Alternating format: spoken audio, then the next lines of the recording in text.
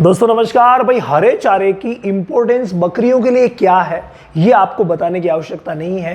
हरे चारे के बगैर अगर हम गॉड फार्मिंग की उम्मीद करते हैं तो वही बेईमानी है। मतलब हरे चारे के बिना बकरियों की ग्रोथ, उनकी रेगुलरली जो उनका शेड्यूल होता है जिसको सही तरीके से चलाना होता है, समय पे ग्याबिन होना, समय पे बच्चा देना, बच्चों की ग्रोथ बेटर होना, इसके लिए बहुत ज़्यादा ज़रूरी है कि हरा चारा उन्हें हर वक्त मिलता रहे।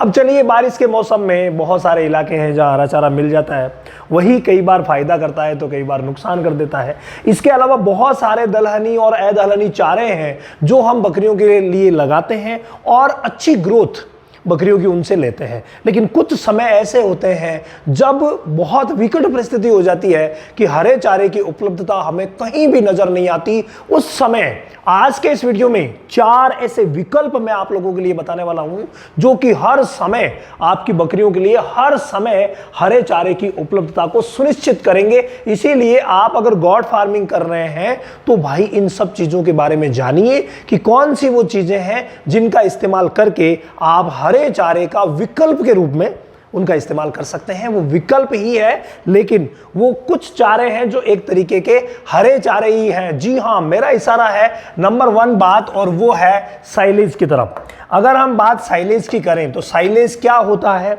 साइलेज किस तरीके से बनाया जाता है, ये मैंने अलग वीडियो में जानकारी दी थी। मोहन भाई वो वीडियो डिस्क्रिप्शन में डाल देना। लेकिन साइलेज एक्चुअली बकरियों के लिए मक्के का जो साइलेज होता है वो बहुत ही अच्छा होता है। मक्का जब हरी अवस्था में हमें मिलता है उस समय उसकी कुतरन करके विशेष विधि के द्वारा उसे एयर टाइट करके और सुरक्षित कर लिया जाता है, और वो बाद में हमारे काम आता है जब हरा चारा उपलब्ध नहीं होता। कई भाई कहते हैं कि साइलेज बकरियों के लिए अच्छा नहीं है। मैं कहता हूं कि साइलेज बकरियों के लिए उतना ही अच्छा है जितना कि हरा चारा। इसके अलावा इसकी जो डाइजेस्टिबिलिटी है, पाचन करने की जो क्षमता है, वो भी अच्छी होती है। इस वजह से भाई ये बकरियों के लिए बहुत अच्छा है, आप आराम से इस्तेमाल कर सकते हैं, कोई दिक्कत नहीं है। तो साइलेज कई कहते हैं कितना खिलाएं कितना खिलाएं। आप 1 से लेकर के 1-2 किलो साइलेज, जो आप हरा चारा जितना खिलाते हैं ना उतना ही आप साइलेज खिला सकते हैं। इसके अलावा आप अगर आधा हरा साइलेज और आधा सूखा चारा खिलाते हैं तो भी कोई प्रॉब्लम नहीं है, पेट भर के खिला सकते हैं, कोई दिक्कत नहीं है। अगर हम रेट की बात करें तो 5 से लेकर के और 7 रुपए किलो के आसपास ये पूरे इंडिया में उपलब्ध हो जाता है। आपके एरिया में किस रेट में मिलता है मुझे कमेंट करके जरूर बताइएगा। मिलता है कि नहीं मिलता है ये भी जरूर बताइएगा। ये बहुत ज्यादा जरूरी बिंदु है, क्योंकि आप किस एरिया में गॉड फार्मिंग कर रहे हैं वहां अगर नहीं मिलता तो दिक्कतें हैं। लेकिन आजकल ऐसा इंडिया में कोई कोना नहीं है जहां साइलेज नहीं मिलता। तो ये साइलेज जो कि बोरों में पैकिंग आता है ये आपको सब जगह मिल जाएगा। अगर हम सेकंड हरे चारे के विकल्प की बात करें तो हालांकि ये हरा चारा और सूखे चारे के बीच की कड़ी है, लेकिन भाई नाम ही जब इसका हरी पत्ती है जिसको हम लौंग बोलते हैं, लौंग जो कि जहां पर खेजड़ियां होती है, खेजड़ी के पत्ते ये हैं और प्रोटीन के बहुत अच्छे सोर्स हैं। और ये जब विशेष विधि से सुखाई जाती है ना तो ये हरी ही दिखती है इस तरीके से। तो ये जब हरी ही दिखती है इसका मतलब हम इसे हरे चारे के विकल्प के रूप में इस्तेमाल कर सकते हैं। हालांकि इसको आप 100% विकल्प नहीं बना सकते, थोड़ा बहुत आपको अदर हरा चारा चाहिए और उसके साथ आप ये लौंग पत्ती मिला दीजिए।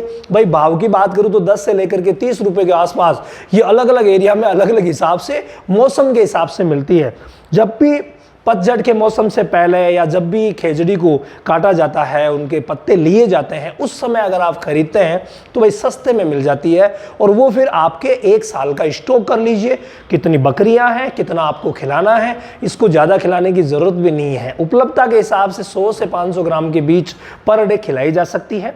उपलब्धता कम है तो भाई 150 ग्राम ही खिला दो, लेकिन बहुत ज़्यादा ज़रूरी है। तो ये भी हरे चारे के विकल्प के रूप में इस्तेमाल की जा सकती है। इसके भी न्यूट्रिएंट वैल्यू बहुत ही अच्छी है। तीसरी बात अगर मैं करूं तो वो है फ्रेंड अजोला। भाई अजोला को लगाना बड़ा मुश्किल है, बड़ा नहीं थोड़ा सा मुश्किल है, लेकिन आप अगर एक अजोला की छोटी सी क्यारी भी लगा लेते हैं ना तो बहुत ज्यादा इंपॉर्टेंट रहती है बकरियों के लिए। बकरियों के लिए अजोला कितना इंपॉर्टेंट है, किस तरीके से बनाया जाता है, ये भी मैंने अलग वीडियो में जानकारी दी है।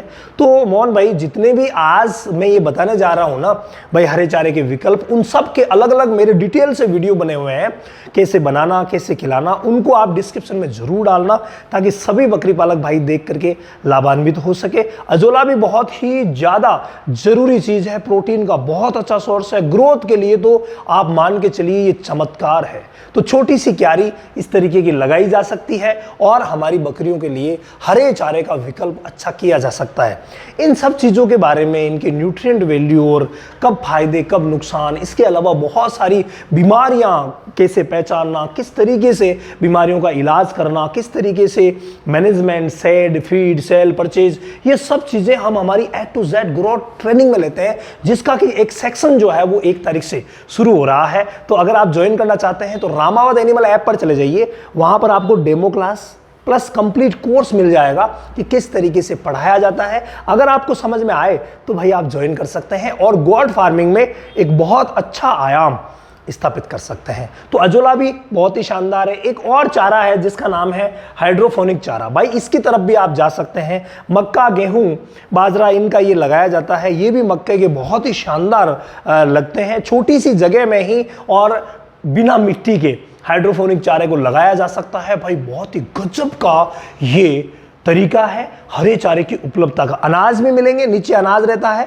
ऊपर हरा चारा भी मिलेगा, यानी यहाँ ऑल ओवर चीजें मिल जाएगी और बकरियां इतनी चाव से खाती है, बहुत शानदार। तो हरे चारा अगर आपके पास जमीन वाला उपलब्ध नहीं है तो इन चारों विकल्पों को इस्तेमाल करके और आप अपनी बकरियों को मोटा तगड़ा कर सकते हैं।